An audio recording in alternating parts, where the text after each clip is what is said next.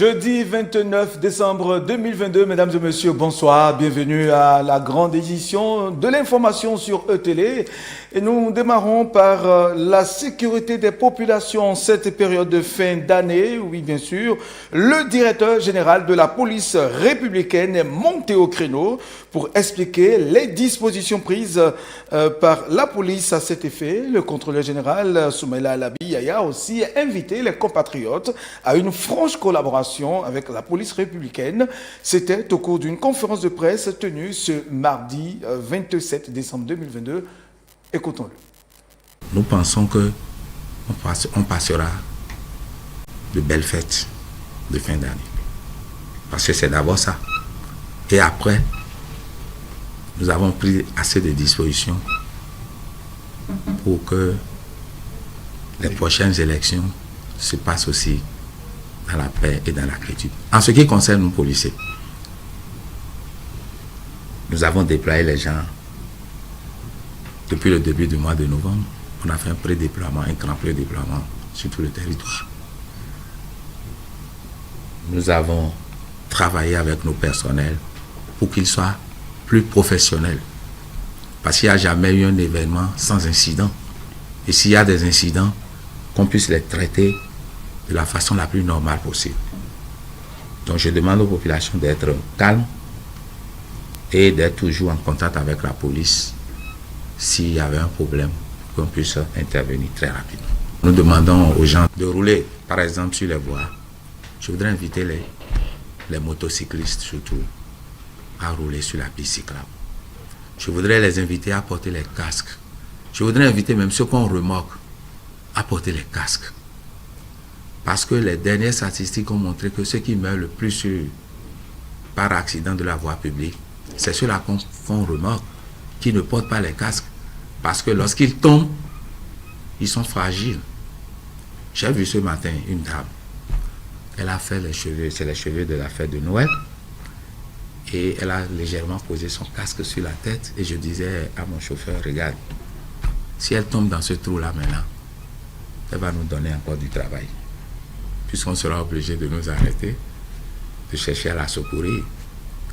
Et si elle a la chance, elle va vivre. Si elle n'a pas la chance, elle va mourir. Ça ne lui coûte rien de mettre correctement son casque et de mettre la jugulaire. Donc j'invite les populations, surtout ceux qui portent les casques, de bien mettre leur casque. De mettre les casques en mettant correctement les jugulaires. Ce n'est pas de poser simplement le casque sur la tête.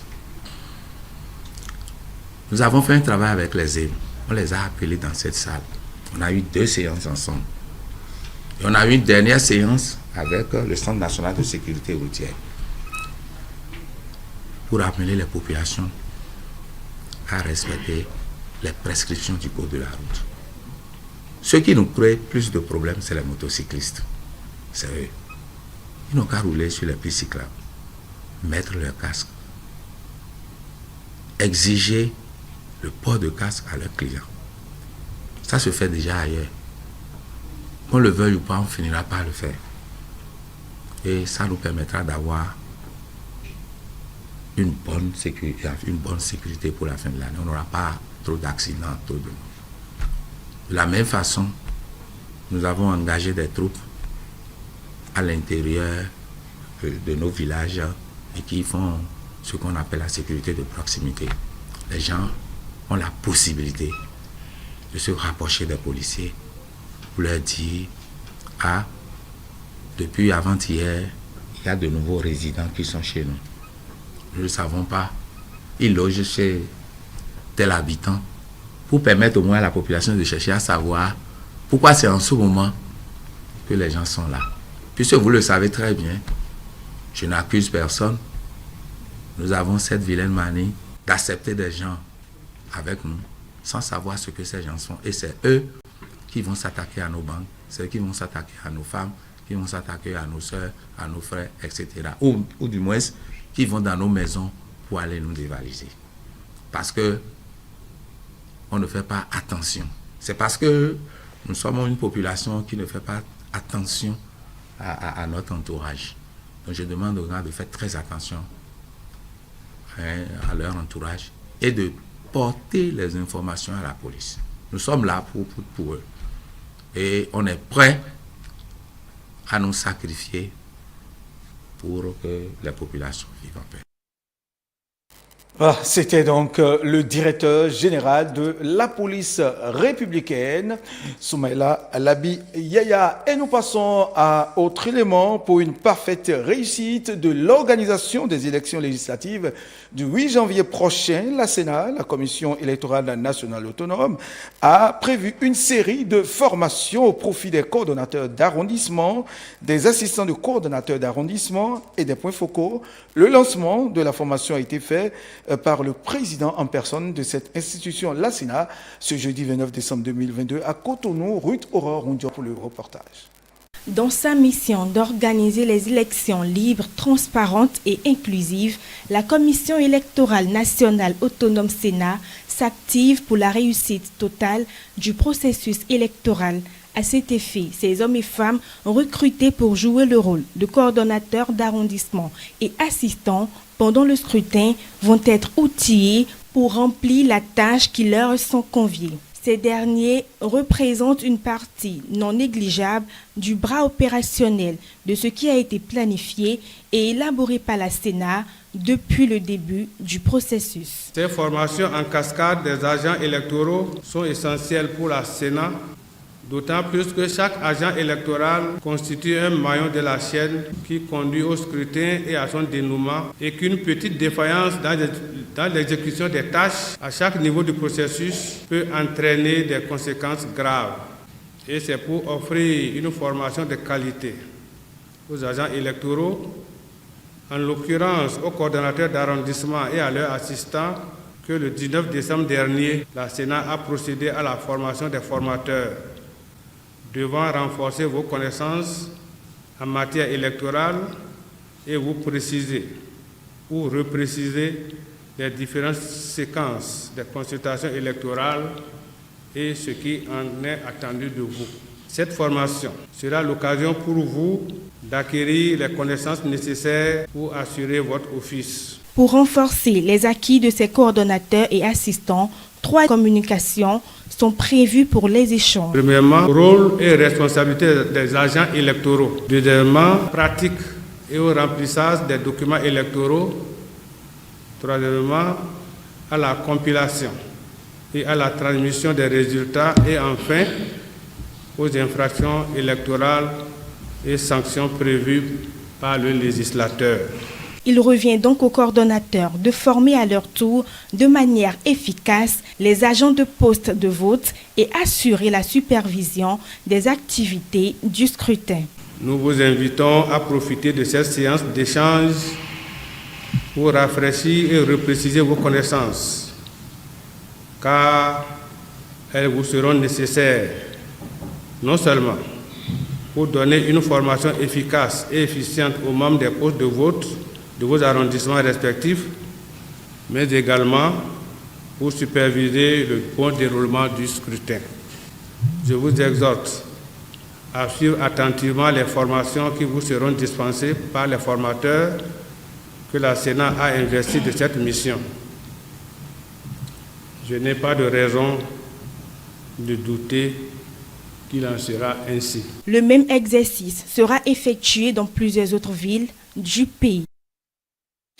Et puis, il faut dire que nous sommes aujourd'hui au 7e jour de la campagne électorale pour les législatives de janvier prochain. Dans la 8e circonscription électorale, l'ambiance se fait remarquer de plus en plus.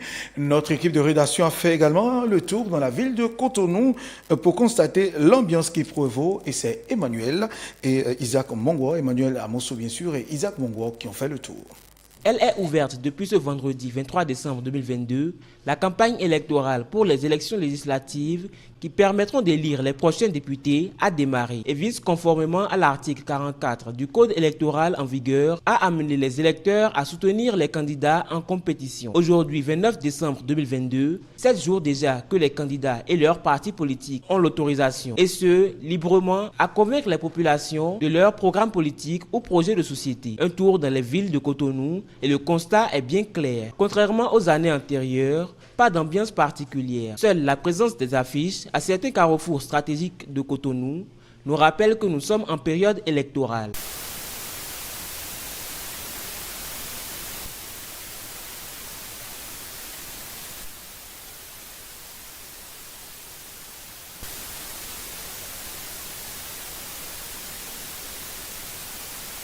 D'autres grands panneaux à l'effigie du Bloc républicain et l'Union progressiste Le Renouveau se trouvent un peu partout dans la ville. De même, on peut retrouver sur des clôtures et des petits panneaux des affiches à l'effigie des autres partis politiques en liste pour ces législatives du 8 janvier 2023. Il s'agit du mouvement des élites engagées pour l'émancipation du Bénin, Mouel Bénin, la Force Corée pour un Bénin émergent, FCBE, le Mouvement populaire de libération, MPL, l'Union démocratique pour un Bénin nouveau, UDBN, et les démocrates. Une campagne qui commence donc timidement, sans affluence. Dans le week-end, j'ai vu quelques caravanes. J'ai vu des affiches, des posters.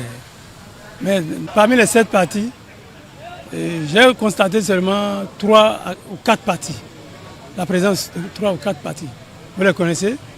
Il y a l'UP Le Renouveau, le BR, les démocrates et les FCBE. Les autres partis, je ne les trouve pas. Il faut dire. Mais cette campagne, elle est un peu particulière. Vous savez, elle intervient avec les fêtes de fin d'année. J'ai l'impression que les électeurs ont la tête tournée un peu vers les fêtes de fin d'année. Quand vous les voyez, bon, pour le moment, ça ne les emballe pas. Ils sont, bon, je cours pour mes enfants, pour comment je vais fêter, c'est ça qui les préoccupe. Est-ce que vous voyez? Bon, et vous savez, c'est le nerf de la guerre. Vous savez, les moyens.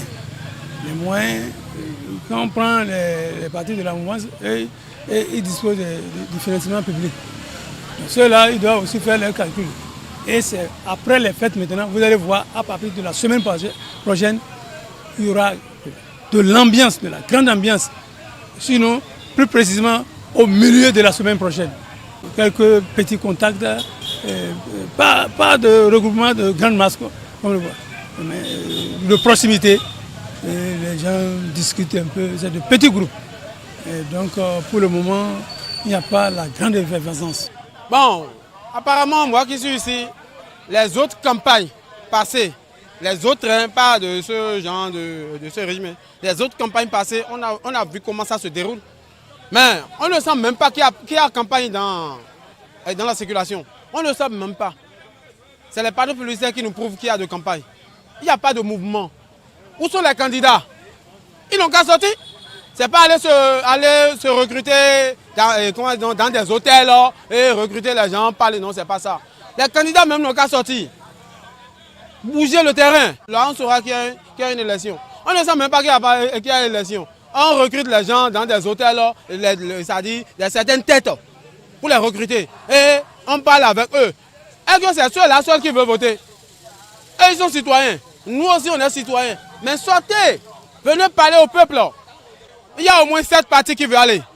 Mais au moins, sur le terrain, au moins, moi, je sens au moins 2 partis seulement sur le terrain. Et les autres partis, ils sont en train de dormir. Depuis que la Sénat a lancé la campagne, que je ne sens pas du tout du mouvement sur les terrains. Parce que jusqu'à aujourd'hui, comment les partis politiques ou bien les candidats vont sortir pour faire les campagnes, pour appeler les adhérents de leur parti à aller au vote, je ne me sens pas bien parce que je vois que les candidats ne sortent pas, je ne sais pas, ils attendent la dernière minute pour pouvoir sortir ou bien je ne sais pas ce qui les fait retarder à ne pas sortir, à mouiller le maillot.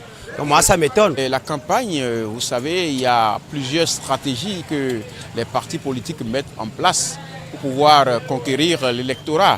Il y en a qui font des meetings, des rentrées politiques, qui font en contact avec les militants pour pouvoir, n'est-ce pas, négocier leur suffrage. Il y a d'autres qui préfèrent la stratégie de porte-à-porte. Il y en a d'autres qui même attendent les derniers jours pour pouvoir, n'est-ce pas, se faire remarquer sur le terrain. Mais toujours est-il que la campagne tient bon. Et aussi, il faut dire que peut-être qu'ils attendent les derniers moments pour mettre en branle leur grosse artillerie. On ne sait à quel moment ça va intervenir. Mais vous savez, une campagne électorale, ça dure 15 jours, ça dure 2 semaines. Nous ne sommes qu'à une seule semaine. On ne peut pas tirer, je vais dire, une conclusion active tout de suite. Mais il faut dire que pour les 7 jours, ce n'est pas moche, ce n'est pas mauvais. ce que nous observons sur le terrain, ça se discute par-ci, par-là. Si vous avez dans les états-majors des partis politiques, les choses se peaufinent, les gens sont en train de travailler. Même si vous ne les voyez pas sur le terrain, ils sont en train de travailler, ils sont en train de peaufiner leur stratégie pour pouvoir atteindre leur électorat, pour pouvoir les convaincre également. Donc, vous dire que ce que nous observons pendant les 7 jours-là n'est pas à balayer d'un revers de la main. Cela s'est toujours passé ainsi. Vous savez, les Béninois viennent tout doucement, c'est comme un moteur diesel qui prend doucement, ça va prendre à coup sûr. La campagne électorale pour ces élections coïncide avec les fêtes de fin d'année. Cela pourrait être une raison de ce calme dans la ville de Cotonou. Et puis, il faut dire que dans la partie septentrionale de notre pays, l'engouement se fait remarquer de plus en plus. C'est le constat fait par notre équipe de rédaction composée de Ramadi Adamou et de Boris Sarissou. Ils étaient, nos reporters donc, ils étaient dans la commune de Perere, de Diki et de Ndali. Nous sommes ici à Perere, situé au nord-est du Bénin dans le département du Borgou, à plus de 82 km de Parakou.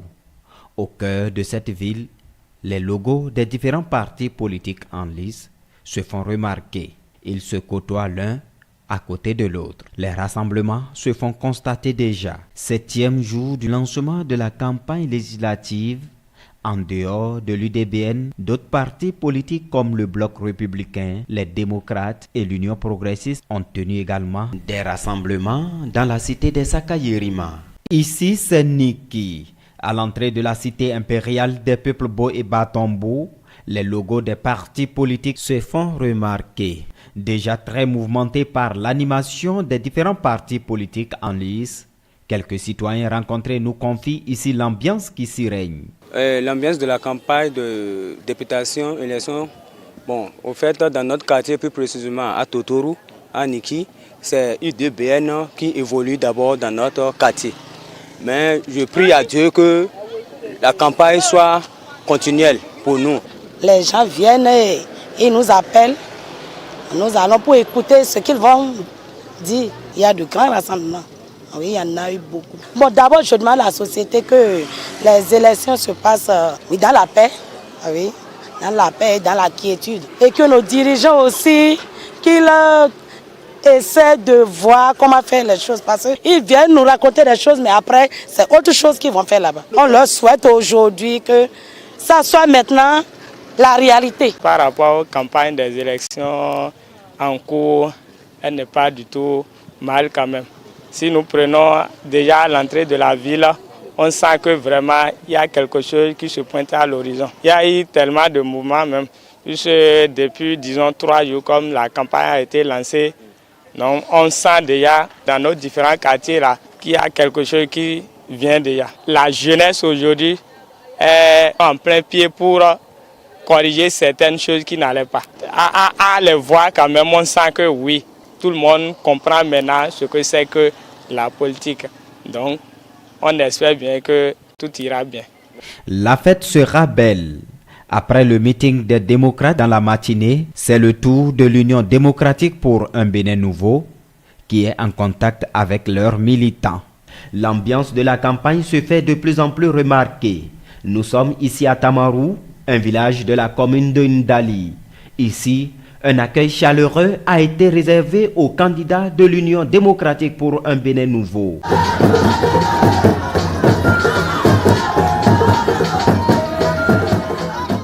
Devant les sages, jeunes et femmes, les candidats de cette circonscription électorale ont été présentés aux militants et militantes. Le thème de la campagne de l'Union démocratique pour un Bénin nouveau est tout d'abord l'union, la paix et la cohésion sociale. Il faut dire que d'autres partis politiques tels que le Bloc républicain, l'Union progressiste, le Renouveau et les démocrates ont tenu des rencontres à Tchaourou, à Ndali et dans certaines contrées de la 8e circonscription électorale.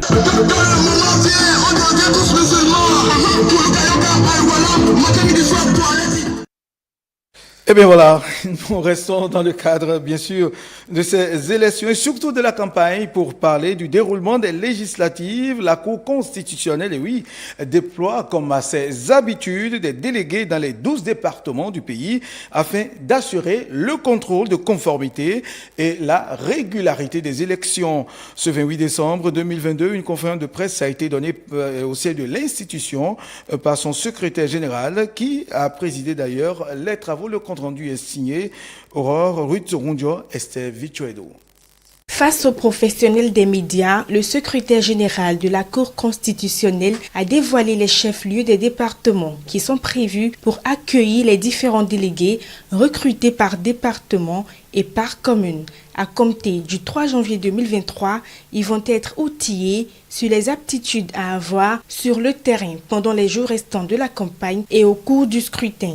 Ils sont donc considérés en tant que représentants de la Cour constitutionnelle. Lorsque nous prenons le département du littoral, c'est-à-dire la commune de Cotonou, la formation aura lieu le 3 janvier 2023 à partir de 10h à la salle de conférence de la mairie de Cotonou. Le département de l'Atlantique, c'est la maison des jeunes et de la culture d'Alada, le 4 janvier 2023 à partir de 10h.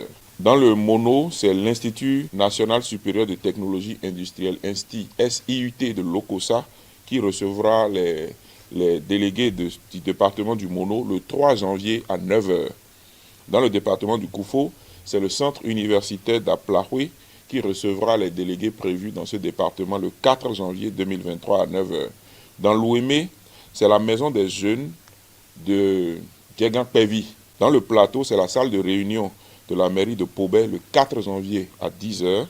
Dans le Zou, c'est le centre des jeunes d'Abomé le 3 janvier 2023 à 9h. Dans les collines, c'est la salle de conférence de la mairie de Dassazoumé le 4 janvier à 9h. Dans le Borgou, c'est la salle de conférence de la mairie de Parakou le 3 janvier à 10h. Dans l'Alibori, c'est la maison des jeunes de la culture de Kandi le 4 janvier 2023 à 10h. Dans la Takora, c'est la maison des jeunes et de la culture de Natitengu le 3 janvier à 10h. Et enfin, dans la Donga, c'est la maison des jeunes de la culture de Djougou le 4 janvier à 10h.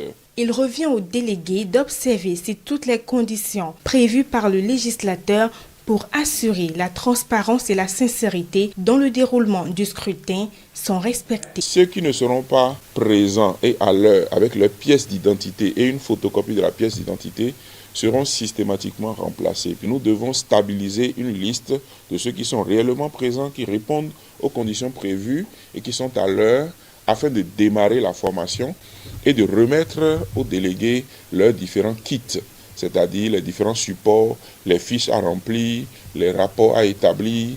Et une formation va leur permettre de savoir ce qu'on attend d'eux, qu'est-ce qu'ils doivent observer, qu'est-ce qu'ils doivent noter, comment ils doivent remplir, quel type de synthèse on attend d'eux et quel type de relation ils doivent avoir entre le binôme d'observateurs de tel arrondissement par rapport au binôme d'observateurs de la commune, dans lesquels il y a un qui est responsable et l'autre qui est rapporteur. En effet, ces délégués sont habituellement recrutés pour assurer la transparence lors des élections présidentielles. Mais à la question de savoir pourquoi les avoir recrutés pour les législatives de 2023, le secrétaire général a précisé que c'est une mesure qui permet de couvrir entièrement la validation souveraine des élections comme l'exige la Constitution. C'est très important d'avoir ses propres observations parce que parfois quand il y a des recours, les gens font des constats d'huissier ou les gens font des réclamations dans les PV. On demande que les délégués des candidats ou des listes de candidats puissent faire des observations et les mettre dans l'enveloppe le jour même du scrutin, dans l'enveloppe destinée à la Cour constitutionnelle. Ça permet de confronter entre, si déjà il y a des contradictions, qu'est-ce que nos propres délégués ont constaté, qu'est-ce que des huissiers ont constaté, qu'est-ce que les représentants des candidats ont constaté.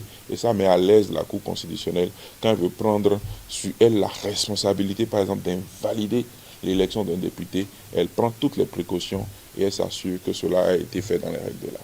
Il est à préciser que la liste des différents délégués retenus, de même que leurs remplaçants, est disponible sur le site de la Cour constitutionnelle et sur la page Facebook de l'institution. La présence de tous est donc attendue. Et nous nous rendons à présent en Chine, plus précisément dans la ville de Shanghai, qui se prépare d'ailleurs à faire face à la hausse du taux de contamination au Covid-19 cette semaine. Les hôpitaux de la ville sont déjà confrontés à une forte augmentation du nombre de patients présentant des symptômes du virus. C'est ce que nous rapportent nos confrères de la CCTV. Le clinicien Yong Tao voit beaucoup plus de patients qu'à la normale. Beaucoup d'entre eux sont fiévreux.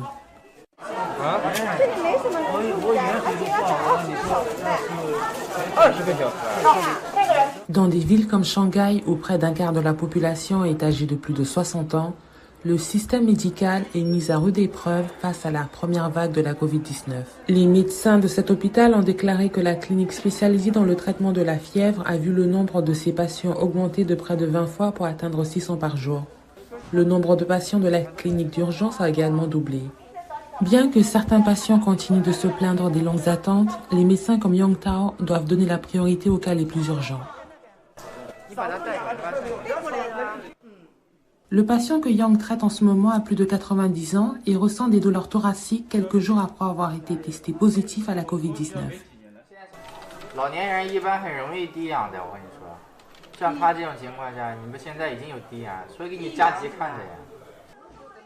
Les patients sont classés différemment afin de garantir que les ressources médicales limitées aillent à ceux qui en ont le plus besoin.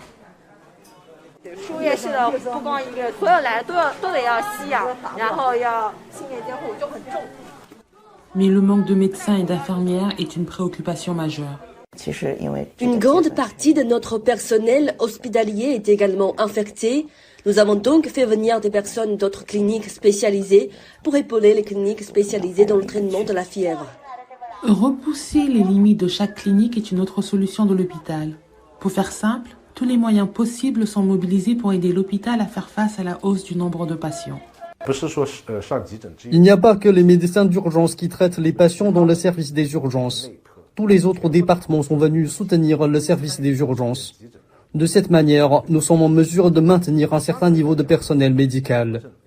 En ce qui concerne les ressources infirmières, notre méthode consiste à combiner différents services, de manière que les ressources infirmières puissent être réservées aux situations critiques. Parallèlement, un service spécial a été mis en place pour assurer la surveillance et les soins nécessaires à certains patients souffrant également de pneumonie. Les médecins disent que pour Shanghai, le nombre maximum de patients graves culminera probablement autour du Nouvel An. Mais on espère que d'ici là, les médecins qui sont en congé de maladie auront retrouvé la santé et reprendront le travail.